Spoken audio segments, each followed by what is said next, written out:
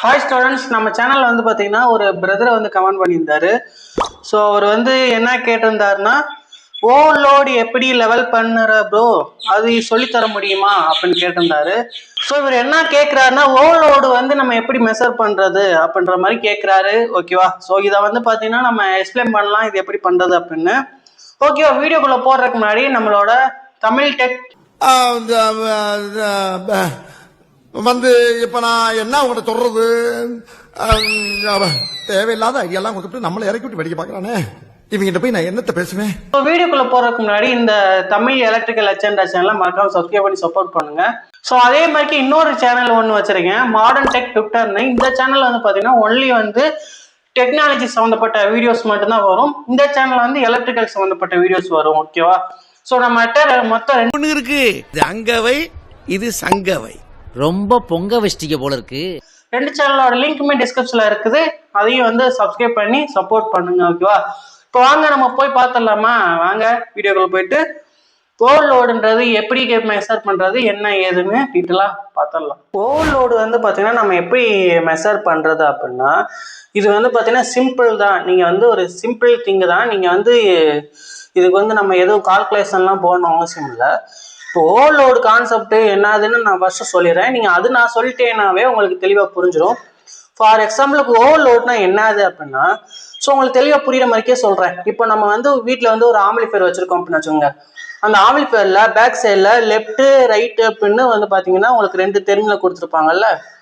So அதில் வந்து பார்த்தீங்கன்னா ப்ளஸ்ஸு மைனஸ் மாட்டுவோம்.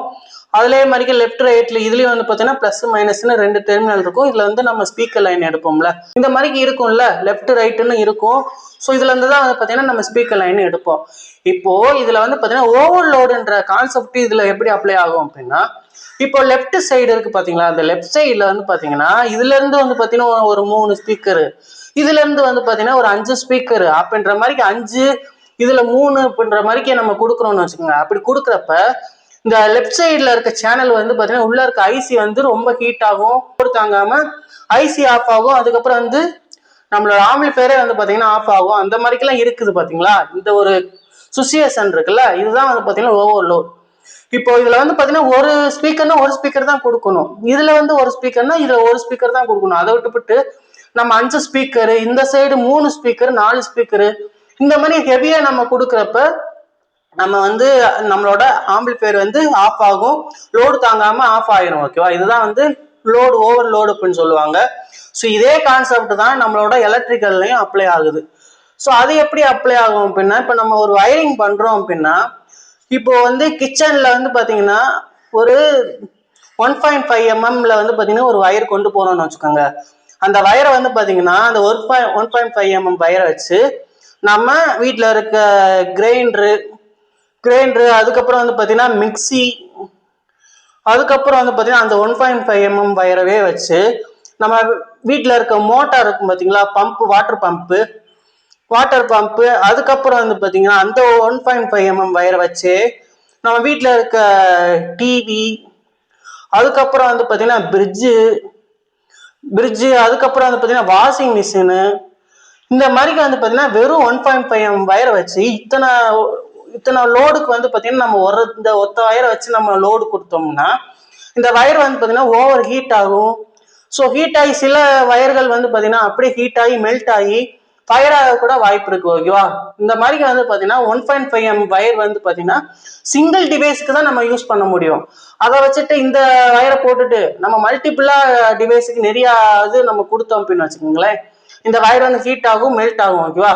ஸோ இந்த தான் வந்து பார்த்தீங்கன்னா இந்த மாதிரிக்கே நம்ம பண்றோம் பாருங்க. ஒத்த வயரை கொண்டு போயிட்டு எல்லா டிவைஸுக்குமே வந்து பார்த்தீங்கன்னா நம்ம சர்க்கியூட் கொடுக்குறோம் பாருங்க. இதுதான் வந்து பார்த்தீங்கன்னா ஓவர்லோடு அப்படின்றது. ஓகேவா? ஃபார் எக்ஸாம்பிளுக்கு இதை ஓவர் கம் பண்ணணும்னா என்ன பண்ணணும் அப்படின்னா, நம்ம எல்லாத்தையும் தனித்தனியா வயர் கொண்டு வரணும். இப்போ வெளியில இருந்து வந்து ஒரு வயரை வந்து கொண்டு வந்து மிக்சி, அந்த மிக்சிக்கு அப்புறம் வந்து பார்த்தீங்கன்னா இந்த ஒரு வயர்லயே வந்து பார்த்தீங்கன்னா கிரைண்டர் அப்படின்னு நம்ம கொடுத்துக்கணும். ஒத்த வயரை நம்ம யூஸ் பண்ணி 2 டிவைஸுக்கு கொடுத்துக்கலாம். ஓகேவா? அதே மாதிரிக்கே வெளியில இருந்து ஒரு வயர் கொண்டு வந்து pump, okay, water pump. So இது ஒரே ஒரு வயர் மட்டும் தான் வாட்டர் பம்பு கொண்டு வரணும். ஓகேவா? இதுல இருந்து இன்னொரு எல்லாம் கொடுக்கக்கூடாது, ஏன்னா இதுவே வந்து ஹெவி, அதனால வந்து ஒத்த வயர் தான் கொண்டு வரணும். அதுக்கப்புறம் வந்து பார்த்தீங்கன்னா ஒரு வயர் கொண்டு வரோம். இதுல இருந்து வந்து பாத்தீங்கன்னா டிவிக்கு கொடுக்குறோம். ஸோ இந்த டிவின்றது லோ லோடு தான். ஸோ அதனால வந்து பாத்தீங்கன்னா டிவில இருந்தே வந்து பாத்தீங்கன்னா நம்ம பிரிட்ஜ் கொடுத்துக்கலாம். ஸோ இந்த மாதிரிக்கு எந்தெந்த டிவைஸுக்கு இது எப்படி நம்ம கொடுக்கணும் அப்படின்றத நீங்க தெரிஞ்சு நம்ம வயரிங் பண்ணணும். ஓகேவா?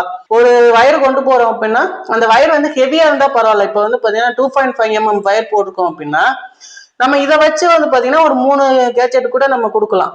ஸோ மிக்சி, கிரைண்டரு, அதுக்கப்புறம் ஒரு டிவி, இது மாதிரி கூட கொடுத்துக்கலாம். ஓகேவா? அதை விட்டு போட்டு நம்ம 1.5 mm இல்லாட்டி 1² mm இந்த மாதிரி வயரை போட்டுட்டு நம்ம இந்த மாதிரிக்கெல்லாம் நம்ம ஃபுல்லா இப்படி கொடுத்தோம் அப்படின்னா கண்டிப்பா சொல்றேன், வீடு வந்து பிளாஸ்ட் ஆகும், ஃபயர் ஆகும், அதுக்கப்புறம் வந்து வயர் மெல்ட் ஆகும், இது எல்லாமே நடக்கும். ஓகேவா? ஸோ இப்படிதான் வந்து பாத்தீங்கன்னா நம்ம கால்குலேட் பண்ணி கொடுக்கணும். நம்ம வெளியில எக்ஸ்டென்ஷன் பாக்ஸ்ல இருந்து நம்ம ஒவ்வொன்றா வந்து பாத்தீங்கன்னா கொண்டு போகணும் இப்படி. ஓகேவா? ஒரு 2.5 mm ஒரு 2.5 mm வயரை கொண்டு போய் நமக்கு வந்து பாத்தீங்கன்னா ஒரு பிரிட்ஜு, அதுக்கப்புறம் வந்து பாத்தீங்கன்னா கிரைண்டர், ஓகேவா? அப்படி அதுக்கப்புறம் ஒரு 2.5 mm வயர் கொண்டு போய் மிக்சி, அதுக்கப்புறம் வந்து பாத்தீங்கன்னா இந்த ஒரு வயர்ல இருந்து மிக்சிக்கு அப்புறம் வந்து பாத்தீங்கன்னா நம்ம வீட்டுல யூஸ் பண்ற டிவி. ஓகேவா? இந்த மாதிரிக்கே கொண்டு போகணும். ஸோ இப்படிதான் வந்து நம்ம கரெக்டா வயரிங் பண்ணணும். ஸோ இதை விட்டுட்டு நம்ம வெறும் ஒரு வயர்ல 2.5 mm வயரை கொண்டு போயிட்டு இதுலயுமே வந்து பாத்தீங்கன்னா அந்த மாதிரி மல்டிபிளா கொடுக்க கூடாது. இப்போ ஒரு வயர் இருக்குன்னா இதுக்கு வந்து ஒரு 2 டிவைஸ் மட்டும் தான் கனெக்ட் பண்ணணும். அதை விட்டு நம்ம மல்டிபிளா கனெக்ட் பண்ணக்கூடாது.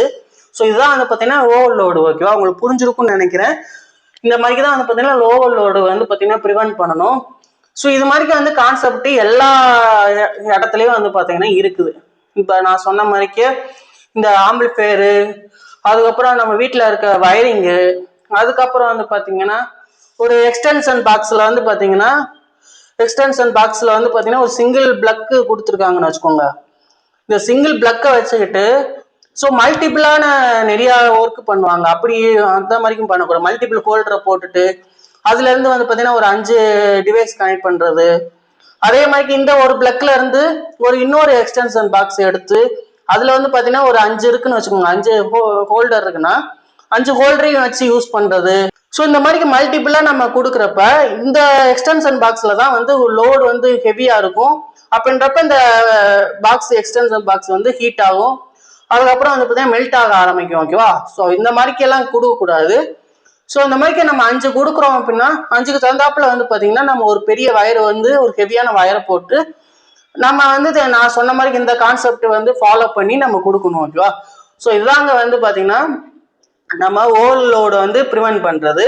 ஸோ இதுதான் வந்து கான்செப்ட். ஓகேவா? உங்களுக்கு புரிஞ்சுக்குன்னு நினைக்கிறேன். புரியலாட்டி இன்னொரு டைம் கூட பாருங்க. அப்படியும் புரியலாட்டி எனக்கு கமெண்ட்ஸ்ல கேளுங்க, கண்டிப்பா உங்களுக்கு ரிப்ளை பண்றேன். இது மாதிரிக்கு உங்களுக்கு வேற ஏதாவது டவுட் இருந்தாலும் எனக்கு வந்து கமெண்ட்ஸ் பண்ணுங்க, கண்டிப்பா உங்களுக்கு ஒரு சூப்பரான வீடியோ வந்து பண்ணிடுறேன். ஓகேவா? ஸோ மறக்காம நம்மளோட தமிழ் எலக்ட்ரிக்கல் அச்சண்டா சேனலை மறக்காம சப்ஸ்கிரைப் பண்ணுங்க. மறக்காம நம்மளோட சேனல் நிறைய பேருக்கு ஷேர் பண்ணுங்க. ஓகேவா? நெக்ஸ்ட் வீடியோல பார்ப்போம். ஸோ வீடியோ பார்த்துட்டு யூஸ்ஃபுல்லாக இருந்துச்சுன்னா லைக் பண்ணுங்க. மறக்காம நம்மளோட தமிழ் எலக்ட்ரிக்கல் அச்சண்டா சேனலை மறக்காம சப்ஸ்கிரைப் பண்ணி சப்போர்ட் பண்ணுங்க. ஓகேவா? நெக்ஸ்ட் வீடியோல பார்ப்போம். பாய்.